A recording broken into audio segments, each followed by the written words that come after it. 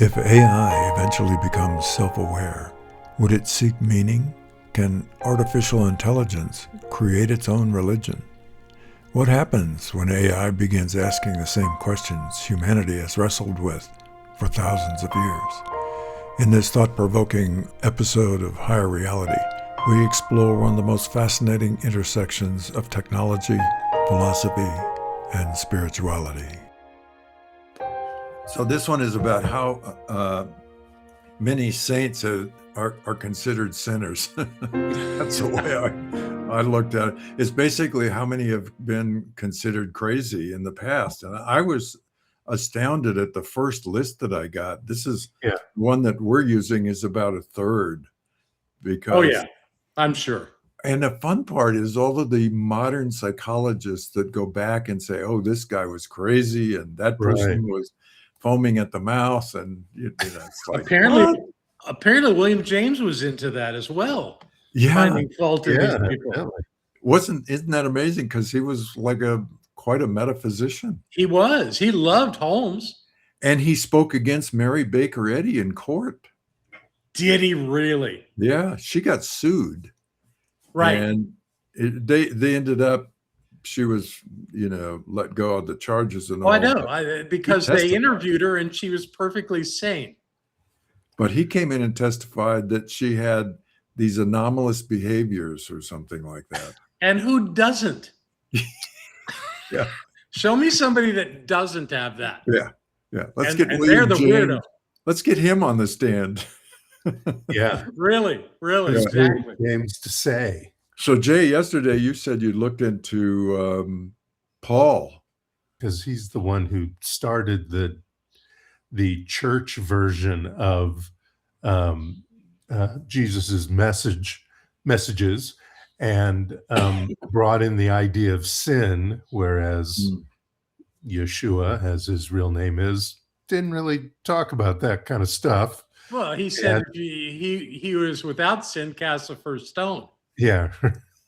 So I thought, well, maybe I should look up Paul a little bit. And so a couple nights ago when I got that, I read the Encyclopedia Britannica article, which is quite long, about Paul and his life, and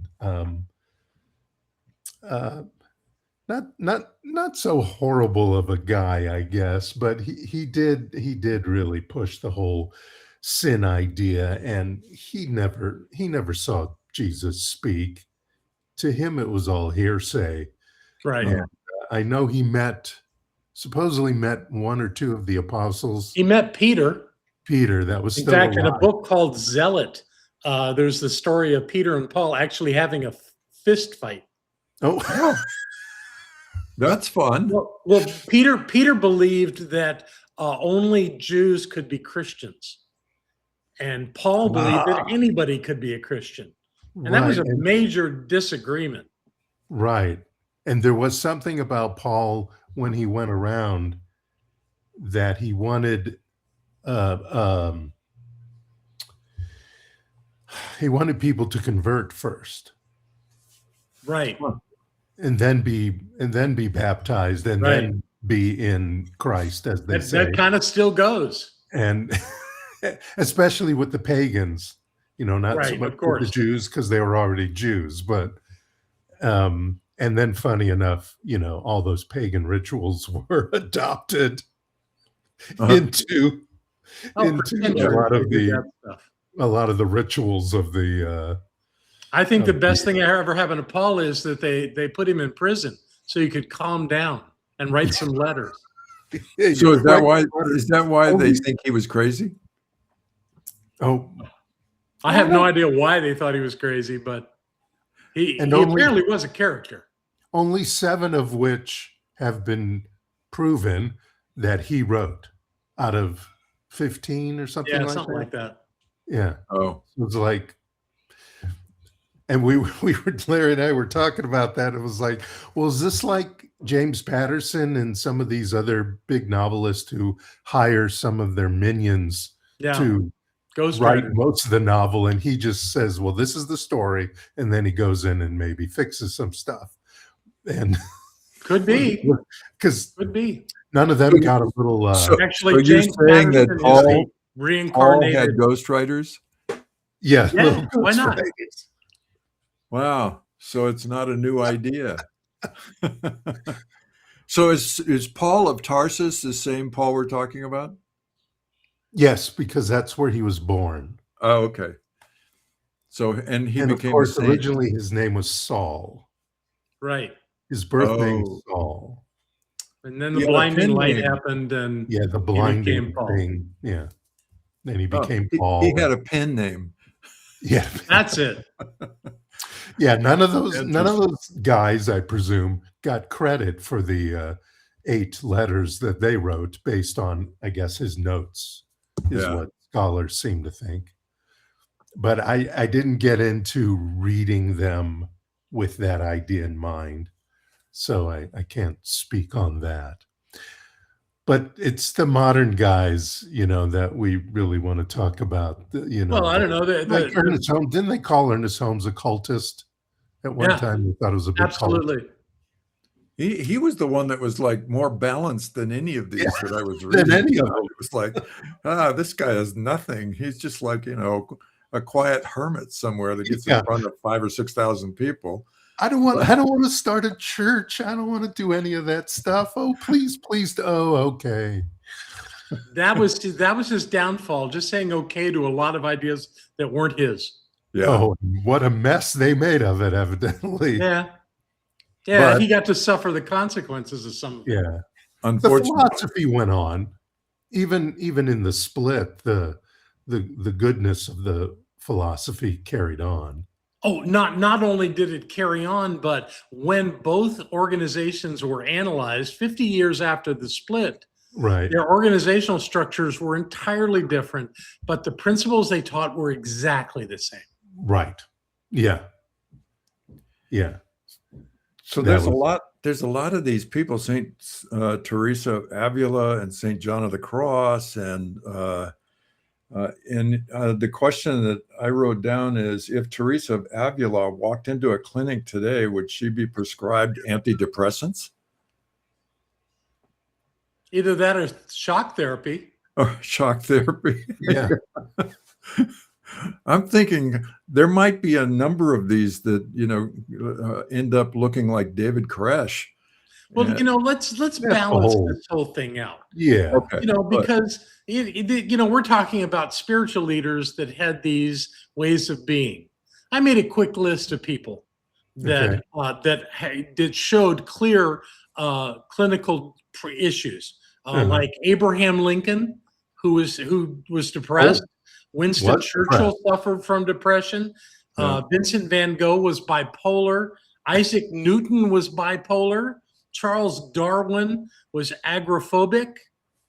Tennessee Williams was depressed. Ernest Hemingway depressed. Beethoven was bipolar. Michelangelo was depressed. Tolstoy was depressed. Charles Dickens and Eugene O'Neill all depressed. So I'm okay. I'm one of the leaders, huh? Yeah. There you go. So your depression, your creativity, and your philosophical decisions are good because you're depressed. Thoreau and Emerson were both bipolar. Right. And probably depressed. And the earth they were is sad bipolar. about. Emerson was very sad about all the things that were going on with religion at his time. Yeah. He was very upset about that. And Thoreau, he just went to the woods. The heck with you guys. I'm out of here. He was a handyman for Emerson. Yeah. You didn't know that story? No, I knew they knew each other. They did, because they were at Walden Pond, and Emerson would invite over these other writers and philosophers, and they would have these deep discussions. And Thoreau was working in some part of the house. Oh. And finally approached Emerson and said he wanted to be part of the discussion. Of the transcendentalist. Well, he had a pretty severe background. I mean, his brother died young, and he went into deep depression. Right. Oh. And he died early. I think he was only 40 something when he died. Yeah, yeah, yeah. Well, Pretty yeah, sad. and Emerson did his eulogy. Right, right. And was said he was Emerson. quirky. Yeah, well, he admitted it. Look So in the mirror, buddy. look at William James, who went back through history and figured out that Abraham and Moses and Jesus and all these people were either bipolar or strange, or He really clearly loved had an issue with traditional religion. Well, they, it. they probably were all considered strange because they had ideas that went so against what was usual at the time. Well, gentlemen, you know we're considered strange Yeah. by most of the people in this country for what we believe. Yeah. Now Right. that you said gentleman, I feel worse. Yeah, I think Yeah, it's don't call me interesting names. how we get to categorize people who are outside the norm, and Yeah. and human beings have done this since the beginning of time. And I think it's really we've done several podcasts on UFOs and non-intelligent or non-human intelligence and so on.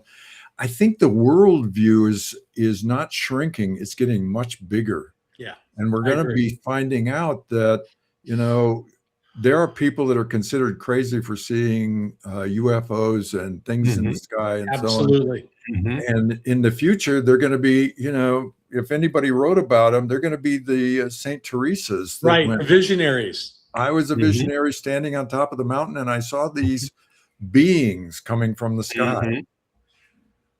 And it's Yeah.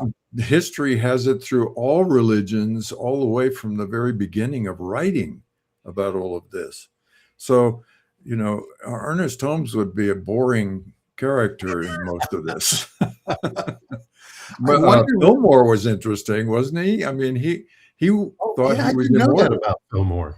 I He- wish he I thought could he was remember who immortal. it was. Someone in our movement in Science of Mind started out at Unity and went to Unity Village to become a minister. And Charles was there, and he Oh. was just walking around in the rose garden and talking weird. And he said it absolutely convinced him to go to Science of Mind. Oh, Oh, wow. well, he died in 1948 at 94 years old. Yeah, he was So, I 90 mean, something years old. Yeah, well, who was Yeah. it? It's I wish I could remember who that was that told me that. But he considered himself immortal, and therefore people went, "Oh, wait a minute." I Well, have he never, was immortal. I have never not heard as that Charles. story. Well, Yeah. yes, we are immortal because the soul, for lack of a better term. Yeah, keeps I think in the way he was talking, he saw himself probably at 80 years old, going, "I 150. must be immortal. Everybody else is dying early." Yeah. At 150, still doing the labyrinth in the Unity Village there. Oh, interesting. Terry Pole Whitaker thought she was going to live in her body forever. Yeah. So And she used to do cartwheels down the aisle when we saw her in San Francisco, and she was like 75 or 78 years old. Yeah, good for her. So, she could have. The problem is you don't have a whole lot of control over that. no. And statistically, it really points to the fact that the body's going to give out. Yeah. It's like 100%. So Maybe Elijah got out. I wonder if someone like Meister Eckhart had a tough time, because a lot of his philosophy kind of went against Catholicism. Yeah. And now he's considered this, and I like his writings myself, but this Catholic mystic, Yeah. Isn't that And I funny? wonder- Now they claim him. Yeah, and I wonder if in his time they were like, get rid of this guy. He's No doubt. They did. Yeah. They did. The Even history Meister says Eckhart. that they And were, surprising they didn't do it with a dagger. yeah, or right. burn him at the stake. Right. Especially I mean, they're when famous he for lived, the- yeah, in the I'm Middle like, Ages. thank God we're in the 20th century where we electrocute people instead of burning them. No, now we just pump chemicals into them and they Yeah. die. Oh yeah, now we do chemicals. It's It depends what state you live in. That's true. That's true. You might want to move. Death de jour. Yeah, Yeah. go to California. So here's a question. Does the history of spiritual leaders and madness suggest that some degree of psychological instability may actually be necessary for religious innovation? And if so, what does that say about the nature of revelation itself? I don't know. Yeah. Have to? I don't think so. I think it's a requirement. It's a requirement. Yeah. It may well be. I really think you have to be crazy in today's modern world where everything has got its pattern and it's got its specific way of being. I mean, it's a lot different than when I was in my teens in the 60s, where everything was nonconformist. You didn't wear the clothes that your parents did. You didn't read the books your parents did. You didn't go to the programs your parents did. You didn't. That was my upbringing anyway. Well, there's also, let's talk about the pathology of somebody running for president of the United States. Now, I'm not speaking on this specific president we have now, but any person who wants to go through what one has to go through to get close, be one of the 2 or 3 candidates, the pathology of that person to have that chutzpah to go through the crap that you have to go through, raising money and you look at them at the beginning of their term and at the end of the term, and they age way more than 4 or 8 years. Yeah. But I think the path to presidency itself, from the time you decide, hey, as a senator, I'm going to do this, or whatever, and you start making deals and glad handing and all that stuff that goes with it, it's pathological in itself. The balancing act. I never felt badly when someone drops out of the presidential race. Yeah. I feel like, congratulations, you figured it out. You're lucky. Yeah, you got out with your life. Yeah. So there's a pathology there for anyone who wants to take that path, no matter how far they get into the path. Don't you think that's all ego-based? It is ego-based, but now I want to bring it into the heads, the starters of these philosophies, or the versions of philosophies. They too, to a certain degree, at a certain point, especially if they get popular or big, have to have the pathology to push through what's coming against them, whether it's another religion or anything like that, or the religion they are making a version of. The guy who started the Methodist Church, I'm sure he went through a lot when he decided, I think Christianity should do this, and it became the Methodist Church. I forgot the guy's name.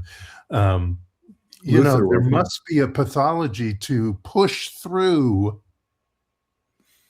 the pushback from the I think it's ego. I think it's a very strong ego, and a lot of it is self-centeredness.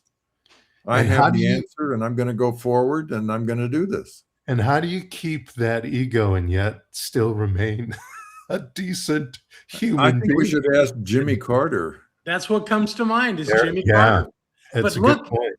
Terrible president. Yeah. Wonderful man. Yeah. Great ex-president.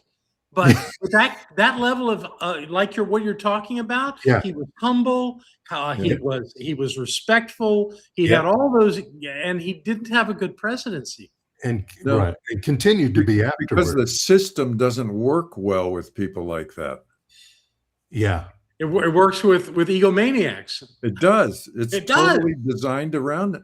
I mean, you look at some of the best presidents. Look at one of the best presidents we've ever had was Bill Clinton.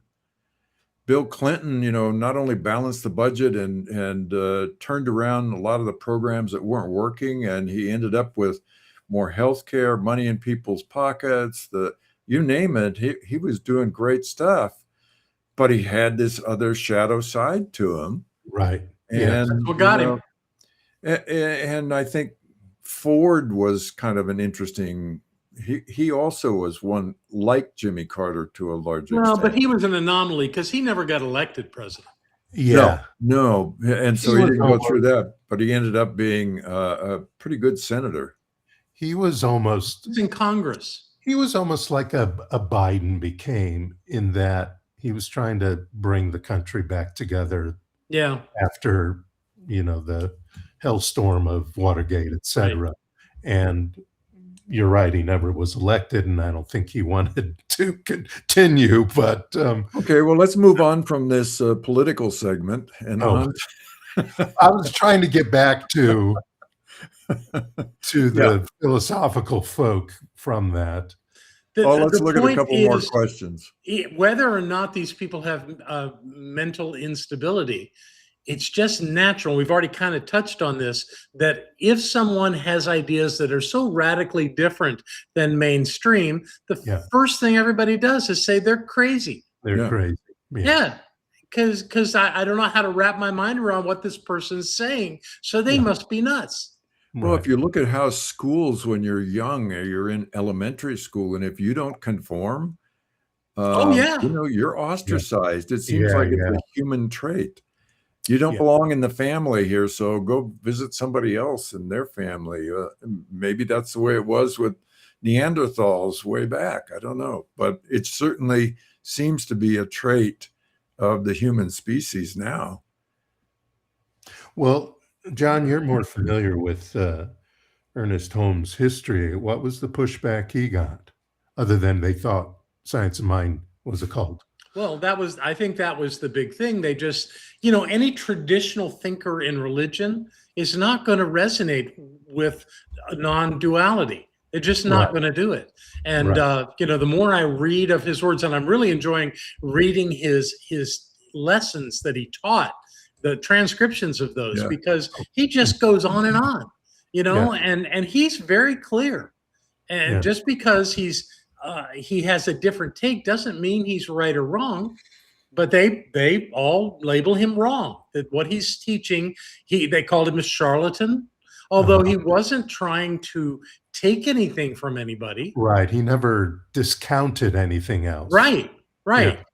Although he did say at one point that he couldn't believe that Billy Graham believed in the God that he believed in, or Oh, something he of did that say sort. that out loud. Yeah, he just didn't understand how you could believe in a God like that.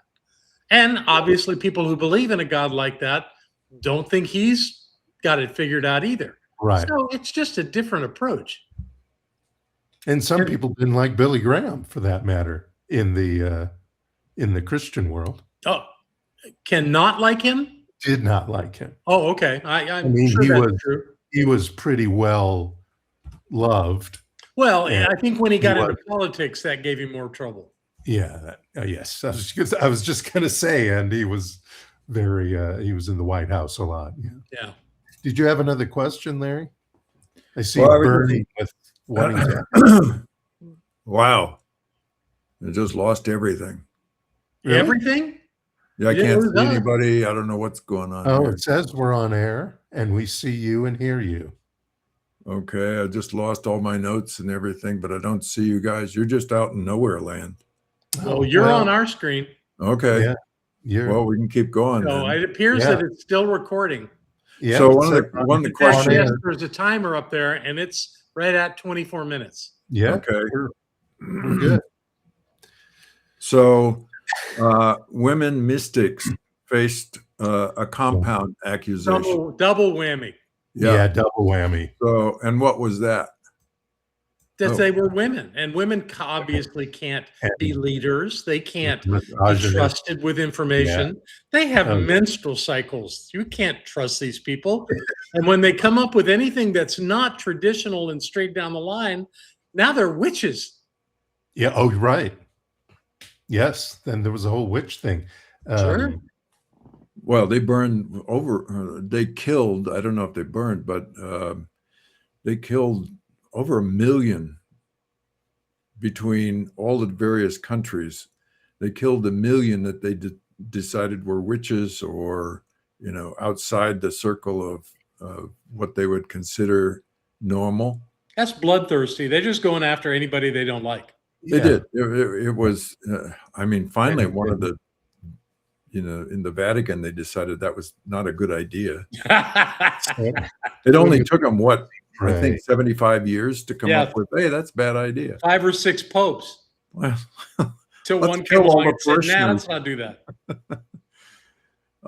The question I have, I wonder, is what are so because of psychoactive drugs and how many people who have gone into trances as a result of drugs have had some kind of experience that's been a spiritual experience?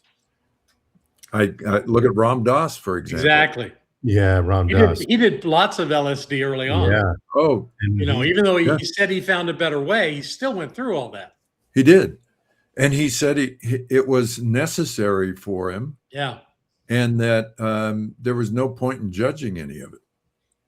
And Timothy Leary was the same way and ended up going in a different path. Right. But didn't Ram Dass decide, though he didn't deny or think that his experiences with LSD was a negative, didn't he finally come to a point where he figured out he could do the same thing himself without assistance?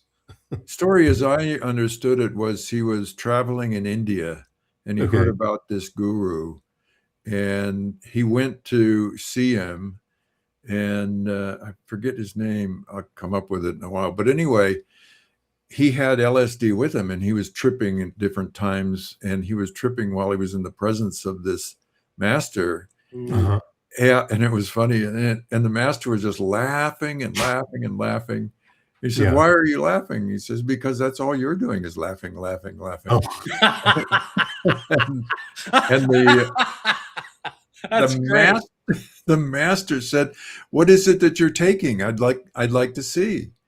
And so Ram Dass held out his hand with, 2 or 3 tabs, I think, were in his hand. Yeah. Oh, God.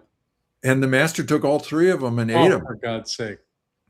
Oh, and he goes, I don't taste anything. What am I supposed to I see. So you're supposed to have the same experience that I'm having all the time. Well, I can't distinguish between the two. Isn't that fascinating? I love it. And that was the position he took the rest of his life. Yep. And he said, after that, I stopped doing that. And he said, I would like to have it permanently because I don't want to be taking this all the time. Right. And there was a number of people that were in that group, Ram Dass and friends and all, that stopped taking all of the psychoactive drugs. He doesn't tell people not to take it. What he's saying is, if you want a permanent experience, then the way to do it is this way. Yeah. And not through the drugs, because the drugs will wear off and then you'll be depressed and anxious and all the other kinds of things that it creates. And you'll want to do it again real quickly. Yeah, and because soon you're stuck in this egocentric process, and it's not at all the spiritual side. Because the psychoactive drug does not change you except for the few hours that it's effective in your body. Experience, maybe. You have to change yourself first. Yeah, I don't said all that almost. I think there's a lot to be said for the psychoactives, the psilocybin and other things that are used properly by shamans and people who have thousands of years of history of knowing how to use these things. Yeah. But when I was in San Francisco in 66 and I was at Haight-Ashbury. Different reasons. I got to tell you, we had a lot of people that were coming to the free clinic that were going practically crazy. Oh, yeah. I mean, literally, it would take 3 grown men to hold some of them because they were psychotic. Exactly. They had a break. That was their reaction to those psychotropic drugs. If you have a lot of demons, in your psyche from trauma or whatever your beliefs are, that those psychoactive drugs, they're just going to make it worse. Yeah. Is they open yourself up to experiencing them more intensely. Yeah, I think some of them, like psilocybin, the mushrooms, microdosing, some people find it very helpful for what they're going through. I think what my experience is that it gave me a disassociated view of life. And and then I found out after my death experience, that's the way I see life permanently now, is pretty much disassociated. There's a part of me that says this mind and body is doing whatever it's doing. I don't know, and it's just in the background, always watching it. Right. We call it the observer. Right, but that would also be considered, in the psychologist's manual of what disorders you have. The disassociation is one of the disorders. It is called a disorder. It's true. And by the way, most of the traditional teachings of the Far East are to get you to have that experience. Exactly. Right.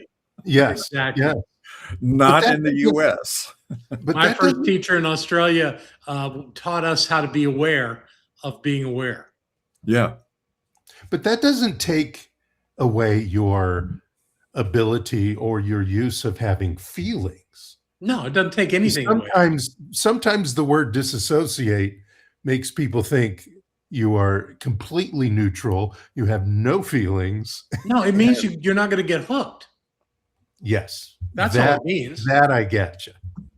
Yeah, I think there's a difference between disassociated behavior where it's still the ego. The difference is that the ego feels separate from all these various things that are going on. Different from a spiritual disassociation, which is the observer observing the mind and body and what it's doing. But the mind, and they teach this in the Asian traditions, the mind and body are going to do whatever the karmas are that it's supposed to do.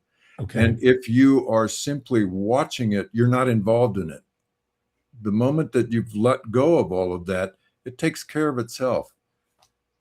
But that's not who you are. Who you are is, if you want to call it the soul or the truth of who you are, whatever that is not associated with any of this stuff.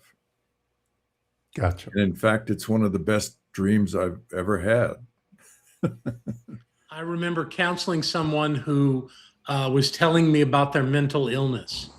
And I asked them, what would your life be like if you did have this? And they struggled with an answer, but they gave me an answer. And I said, so what if you chose that life right now? And it just blew their mind. They had no sense they had a choice. They had bought into this whole thing of being mentally ill, and they were kind of clinging to the whole thing. Yeah. And I gave them at least I cracked the door open to the possibility that maybe they could change and do it differently. Yeah. Yeah. Cool. I went through, when I was going through Oregon, I went through the sanitarium that Cuckoo's Nest was filmed at. Oh, yeah? Great movie. It was about to close, and but we got a tour of the place with the group that I was with, and it was really interesting going through and watching the patients, because 99% of them, you wouldn't know there was any difference between you and I until all of a sudden something happened and they came apart. And this one particular person, whatever triggers the it came totally apart. But I thought, there was another movie. It was about when the inmates take over the community and they're running it. King of Hearts. Right, King of Hearts. Yeah, I thought that was a brilliant movie. Oh, it's a great movie. And it really is happening in the U.S. right now. What was that? It's happening in the U.S. The inmates have taken over. Yeah, but not as sweetly or as cute as in King of Hearts. Yeah, exactly. Stay tuned. We'll see what happens in November. Right. We tend not to do as much persecution of people that have disorders now, because that's frowned upon. But certainly that wasn't true for thousands of years.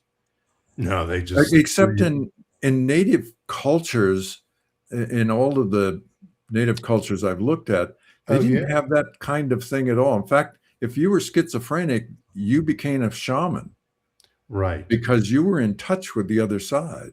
That was the belief of the Hopis, for example, and the Lakota. And you were set aside because you had a special gift. Right. It's not looked at that way anymore. The Native people did a lot of that kind of stuff. They did the same thing with transsexuals. Uh-huh. You know, they thought that was a gift and played it that way. And you know what they did with the alcohol? Different, like if a group of European types of men are sitting in around a campfire and there's alcohol, they're passing the bottle down the row. Everybody's taking a swig. Right. If the native people did that, they had a bottle of alcohol. One person sat there and drank it, and everybody else watched. Really? Yeah. Wow. To see what would emerge from that and what they could learn. Because clearly this person was connected to something, the spirits beyond. In fact, I'm sure that's where the term spirits came from. Yeah, I'm sure. In relation to alcohol. Yeah, I wouldn't doubt it. Yeah. Because there are so many different things that we don't have any knowledge of beyond our own perceptions. And there are truly so many that all you have to do is cross over the line to the other world and you begin to see exactly what goes on. And at each level, I'm sure there are many other levels of it, but the ones that I've saw, there's a variety of things that happen that we have no clue about. Yeah. Remember we had that conversation about the professor from Harvard that interviewed all these people who claimed to be abducted and how everyone was saying that they were just nuts. And he found no pathology in them. Right. Yeah. So that's what happens again and again is somebody does something out of the norm, claims something that is not just generally accepted, and suddenly they're nuts. Yeah. Johnny Mack, I think, or Mack. Yeah, he was a psychologist, psychiatric department. Right. Oh. Yeah. John Mack, I believe. I wonder, before before people were writing books about it and became accepted, what did people think about people who had NDEs before they were even called NDEs and came back and described whatever they described happened in that experience, if they were just called some form work of the devil. Or the work of the devil, because their heart stopped, whatever, they were considered dead, and then they came back and described whatever they had stories. Yeah, they had a big story. I'm wondering if back in even the 40s or 50s. I think most clinicians describe that as just random things, synapses in the brain as someone's dying, kind of thing. Yeah, it was. But I think there's something more to it. Yeah, I think it was like you say, it's just, that was just what happened. But it's when you get the story and the story doesn't fit in any of these pigeonholes, then you've got people going, are you crazy? Well, yeah, when you're told, when they say something like, my grandfather or Jesus or whoever said, it's not your time, go back. Those kind of stories, I'm sure people, the clinicians are like, yeah, okay. Even in the 80s, when I had mine, there was a lot of kind of standoffishness from certain people. It was like they didn't understand. But nobody confronted you. Huh? Nobody confronted you and said you were making it up or anything? Yeah, there was. Oh, you had some of that too? Oh, yeah. In classes, actually. I would explain what happened, and they would say, oh, that's just a lie. Really? Yeah. Wow.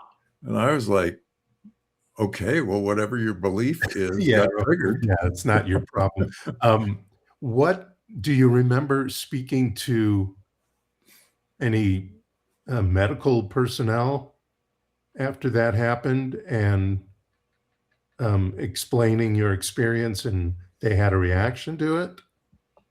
Well, most of the people that I came in contact with were people that I knew in the profession, doctors in the profession.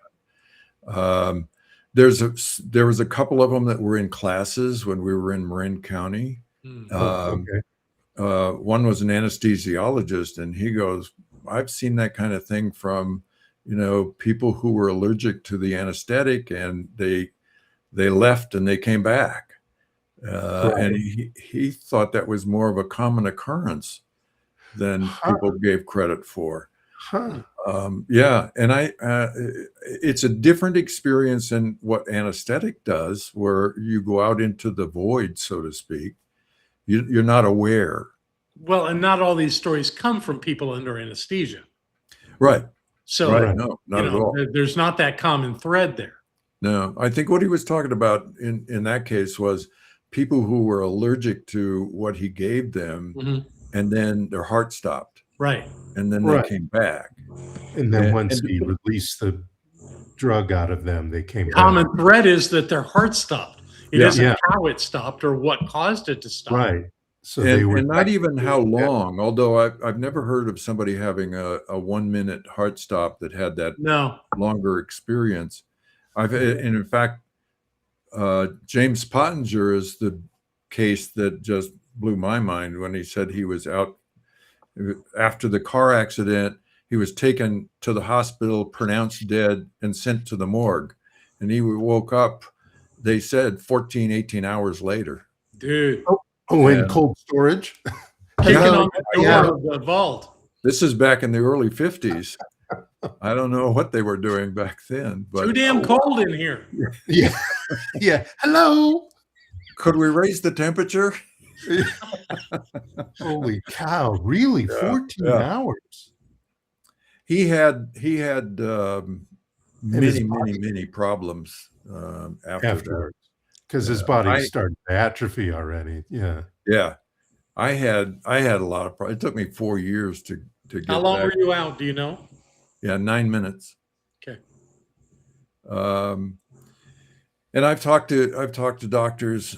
In fact, Larry, who's my next door neighbor, is a doctor, and we talked about the experience. And he says, "You're talking about something that's very common for people." He worked the emergency rooms, and he said, "I would see this time and time again." And somebody would be out for. He said the longest he saw was 12 minutes, but he said the other physician that was emergency room physician had somebody who was gone for 30 minutes.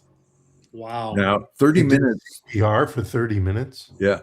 He said 30 minutes does considerable amount of damage because there's no oxygen getting through to the blood. There's more blood flow, your brain damage. Your organs.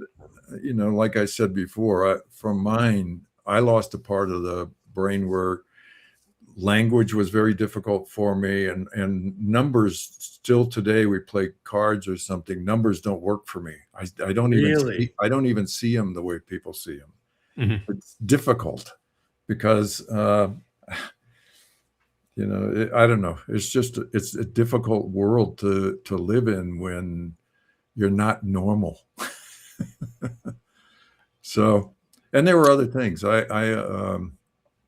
I found myself, I wrote a whole book of poetry while I was going through recovery, and almost all of it spoke to the other side. Really? Yeah. And it's... so you have rave reviews over there. Yeah, they're happy. It's doing well. Was it self-published or? However, they were happy that I went back too. Yeah. We don't want you here, at least not yet. Thanks for trying. Could you just go back and try it again? Yeah. Well, my question up to the people on the other side. My question is: Do you go to the same place? Do all the people that have had these experiences go to the same place? Oh. When I was in St. Louis at the church, we had a group of probably 30, 40 people that would come in that rented the space. And they were all people that had NDA experiences. Yeah. Oh. And I sat in on a couple of them. And some of them had very, very different experiences.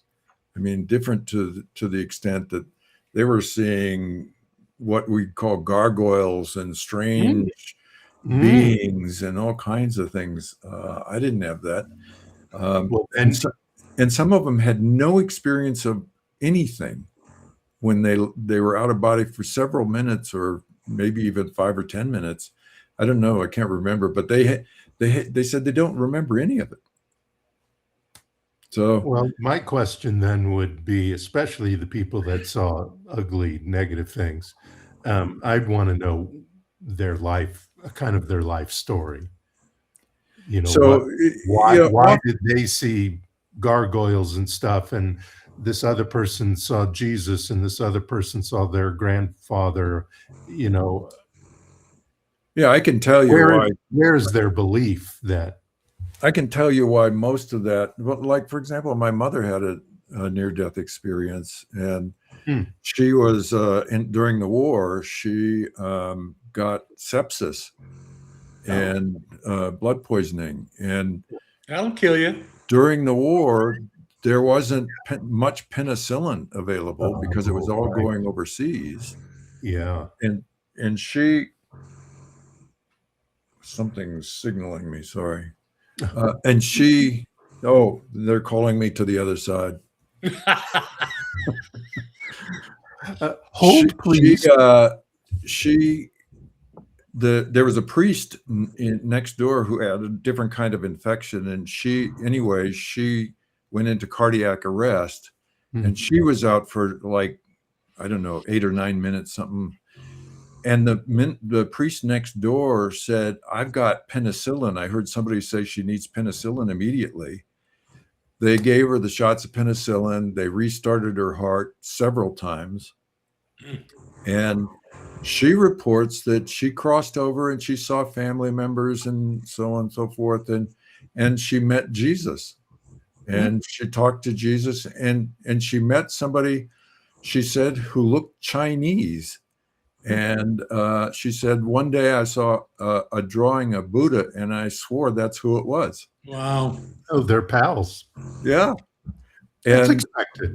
well, Yogananda talks about there's a circle of all of the great saints that get together on the other side, and they determine what they're supposed to do in the future. Oh, okay. I thought that was interesting. I'll buy that. She had, and when we compared notes, we had similar. We met family on the other side that had passed away. There was lots of other people. All of them were nondescript. There was no physical description of them. It was like a haze of people or presences. For me, mine was I met a presence, and the presence in some form, it was a go back and finish what you were there for, or, you can stay here and do it over again. And I'm sure I said, I'm not going back in a baby's body. I'll go back into this one. Yeah. I think I've heard that that's the commonality of a lot of past life experiences, or not past life, but near-death experiences. That they, when they're told they have to come back, virtually everybody says no. Yeah. That somehow being there feels good. You lose the whole ego structure. Right. And so there's peace and happiness and all that, all bundled up into this. I don't know. I call it a nothingness. There's no way to describe it. It's a nothingness. But it's euphoric. It's not even euphoric. Okay. It's like the observer. You're just observing what's going on. You're just. But even when I met some of the people that were in my family that I knew, there was no, hugging, sweetie, come over here and let's have a conversation, or geez, you idiot, you did that, and you're laughing. There wasn't any of that. I told you. There was just a sense that they were there. And other than the encounter with, this kind of presence, which I don't accurately remember over the years, but essentially it was, you need to go back. So, and now I understand it better. I know that the very beginning of the experience, I saw all these past lives and current life and what was going on. And I recognized this concept of cause and effect in my life in from way back, and coming forward. And I go, now that makes sense to me as somebody who's thinking about it now, that those experiences that were incomplete need to get completed. So now, detached from all that, I can say, gee, if I let all this go, all the experiences are going to finish themselves. Isn't that going to be better for me to cross the next time? I don't know. Maybe. I'm You not didn't have a any sense that you were being judged in any way. absolutely none. Okay. No, in fact, there was no such thing, even in the watching of the video. When I came back and I would describe it, I would try to describe it in a way that it's like watching a film you don't care about. It doesn't really matter. All that I got from it when I came back, by analyzing it, all I got was, I understand cause and effect now in a way I didn't before. Many people don't see anything except they report what happened in this life and what's going on. I happen to have seen, it was a 2-hour film in today's world that went by in maybe a flash of an eye. I don't know. But I saw being in China. I saw being in Europe, in different countries. I remember experiences in Italy. I remember experiences in London, bad ones. Really? Yeah. In Italy, I was killed several times in Italy. And funny enough, going back to Italy, guess what I experienced? And I've said this before. We went to Catherine of Siena, the city of Siena, because Mary Jean's patron saint was Catherine of Siena growing up. And we went to the cathedral, and I got inside the cathedral, and I saw all these warriors coming over the hills towards me in the church. I was stationed in the church, and then I felt sharp pain here and sharp pain here. And Mary Jean says I doubled over, and she thought I'd passed out. Oh, wow. And she says, you're babbling, and she got somebody there to help me out to the curb. And she says at the curb I was struggling, like I was hitting people or doing something. Really? You just went into a trance. Yeah. Wow. And so I went over with Mary Jean, we went up to the Catherine of Siena's house she wanted to see. And in the ground floor, the living room was made into a kind of a bookstore with trinkets and stuff and books. And I was talking to the lady working there and told her what had happened. She says, well, what did the people look like? I said, most of them were wearing these brown, weird robes. And she said, did they have an insignia or a patch or anything? And I said, yeah, they had something here. And she said, can you draw it? So I drew a picture of it. She says, come over here. She took me over, she opened up a book, and she said, you see, there's that symbol. And I went, holy crap. She said, that was the Pope's army when they sacked Siena. Ooh. And you were defending the church that was the outlier rebel. And I went, okay. I walked through Venice, and I could tell you where bridges were supposed to be. And this woman had no trouble believing that was so for you. No, she had no problem at all. I think she'd seen people go through that before. Probably so. Yeah. And what would William James say about that experience? That they're all nuts. Yeah. Yeah. No, I think he would put it, lock him up. There you go. Yeah. And others have seen and had various experiences. Mary Jean, for example, she could find her way around London as if it was her hometown. And I can remember going into Florence, and I could make my way around Florence anywhere. Mary Jean took off with her 3 sisters, and they went somewhere in town. And I said, I know where they're going. And I went there, and there they were. And they said, how did you know? I said, because when we were in life together in Florence, that's where she always wanted to go and hang out. And I don't remember what it was, but it was a dress shop at that point. That's great. Yeah, those are all bleed throughs, I call them, from those experiences before that are just sitting in this, amorphous thing called the ego. Yeah, Barbara took a group. My wife Barbara took a group to Israel, and one of the people in the party was a woman with a strong Southern accent. And when she got to Israel, she could speak Hebrew and understand it, and had never been exposed to it before. Wow, yeah. In the books that have been written, the past life books, Life Between Lives and all of those, there are accounts of that. I just saw one actually on television the other day of this young boy, and he was talking all about this experience that he had, naming people and so on and so forth.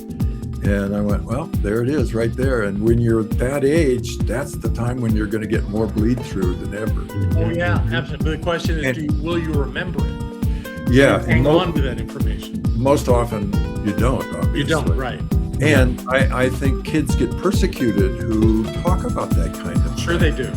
And again, they question themselves. Yeah, and prior